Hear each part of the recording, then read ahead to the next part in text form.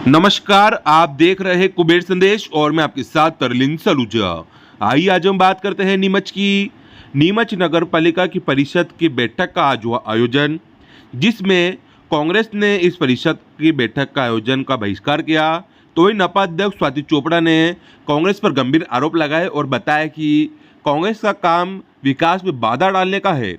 उन्होंने इससे साबित कर दिया कि शहर में विकास को लेकर उनकी कोई रुचि नहीं है, सिर्फ विकास में बाधा डालने का काम कांग्रेस करती है, जिसको लेकर आज कांग्रेस ने इस परिषद का बैठक का बहिष्कार किया है। वहीं साथ ही में भाजपा के 15-16 पार्षद मौजूद थे, जिन्होंने सभी प्रस्तावों पर सहमति दी है, जिसमें कि स्वास्थ्य शाखा संबंधित प्रस्ताव थे, प्रधानमंत्री आवास को लेकर जो प्रस्ताव आए थे, साथ ही में नर्सिंग कॉलेज भूमि आवंटित करने को लेकर प्रस्ताव थे। उन सब चीज़ों पर आज 17 जो अन्य प्रस्ताव थे, उन सभी पर आज सभी ने सहमति दर्ज कराई है। और कांग्रेस पर नपा अध्यक्ष स्वाति चोपड़ा ने गंभीर आरोप लगाए हैं और कहा है कि आज जो बहिष्कार उन्होंने कहा है, उससे साबित हो गया है कि कांग्रेस का काम सिर्फ और सिर्फ विकास में बाधा डालने का है, विकास को लेकर उनकी कोई रुचि नहीं रहती है।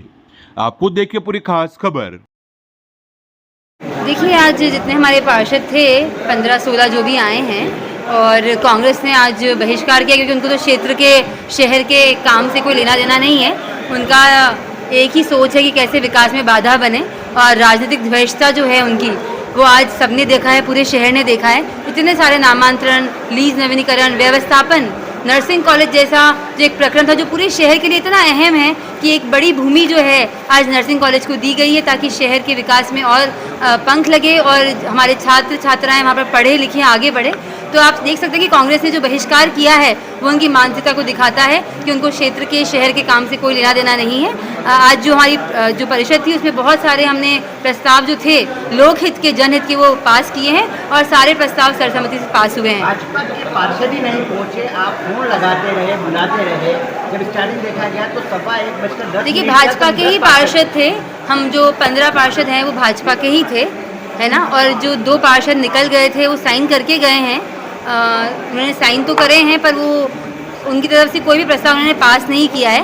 उन्होंने बोला है कि हमारी तरफ से कोई प्रस्ताव पास नहीं है। तो उनको तो मैंने जैसा बताया, तो जो हमारे 23 भाजपा के पार्षद में से 15 उपस्थित थे, कांग्रेस वाले उपस्थित नहीं हो पाए। आज तक कोरम पूरा नहीं हुआ, आपको इंतजार करना पड़ा। एक तरफ देखा जा रहा है कांग्रेस पार्षद आप पर नियम विरुद्ध परिषद चलाने के आरोप लगा रहे हैं। विशेष सम्मेलन बुलाने को लेकर 19 पार्षदों ने साइन। देखिए, आरोप लगाना और सिद्ध होने में बहुत बड़ा फर्क होता है।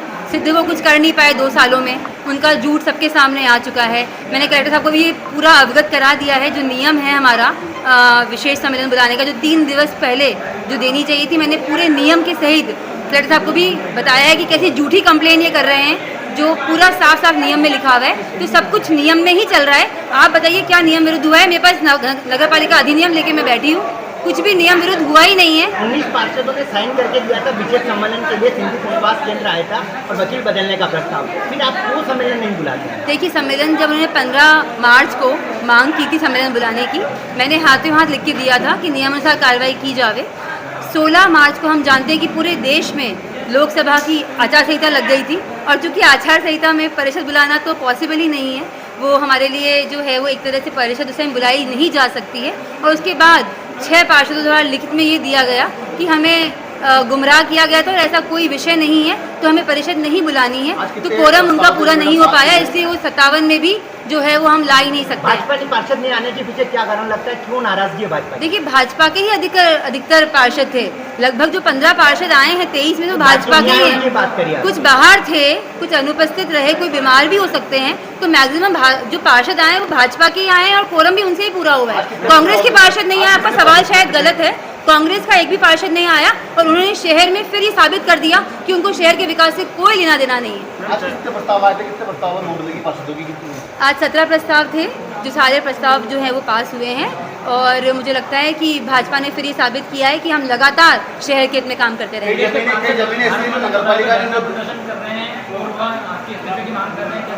देखिए, विषय बताइए उनको क्या दिक्कत है। अगर उनको कोई दिक्कत है, कभी उन्होंने सुझाव दिया हो कि शहर में ये काम करना है, उन्होंने लीज नवीनीकरण रोकना चाहा, उन्होंने बजट को रोकना चाहा, उन्होंने जो हमारे आज एक अच्छा प्रस्ताव थे, कोई दिक्कत वाला प्रस्ताव है ही नहीं। तो आप बताइए क्यों नहीं आए वो? उनको तो शहर के लिए अगर चुना है जनता ने, वो पार्षद हैं, तो वो मुझे बताए कि वो क्यों नहीं आए हैं आज। पार्षदों का काम है विपक्ष पक्षी भूमिका निभाना। लेकिन देखिए, आपने अच्छे कल- प्रस्तावों में आपने कल सपोर्ट एक- भी करना चाहिए। आपने कल एक पत्र लिखा था कलेक्टर को कार्रवाई के लिए, उसको किस नजरिए से देखते हैं आप? क्योंकि उन्होंने झूठी शिकायत की थी जो प्रूव हो गई है और नियमों में वो पूरे गलत साबित हो गए हैं। तो मुझे उन्होंने मेरे खिलाफ पत्र दिया था, तो मेरे पास पत्र आया था कि आपका क्या कहना है। तो मैंने बोला कि मैं जो झूठी शिकायत करता है उनके खिलाफ कार्रवाई, और इसमें वो डर रहे हैं या उनको बुरा लग रहा है, तो ये उनकी सोच है। स्टेडियम की भूमि पर अतिक्रमण हटाया गया था, उसके बाद फिर से खेती हो रही है वहाँ पे, आखिर तो कब्जे में लिया जी, गया मेरी तो कब चर्चा कार्रवाई? हो गई कलेक्टर साहब से, और जो हमारा प्रस्ताव है इंडोर स्टेडियम का, उसमें जो त्रुटियां थी उसके लिए हमने पॉलिटेक्निकल कॉलेज में भेज दिया है, वहाँ से पास होकर जल्द से जल्द काम शुरू होगा। पीएम आवास वाला प्रस्ताव आया, काफी लंबे समय बाद उम्मीद दिखी, क्या लगता है कब तक लोगों को राहत मिलेगी और उनको हक मिलेगा? जी, मैंने पीएम आवास के लिए अभी लगातार मीटिंग ली है। मैंने उनको बोला है कि हम चाहते हैं कि जल्द से जल्द ये उनको दिया जाए, जिनका आवंटन जो प्रक्रिया है अटकी हुई है, और मेरी उनसे बात हो गई है, और लगभग हम चाहते हैं कि दिवाली पे वो अपने नए घर में जाके नई दिवाली मनाएं।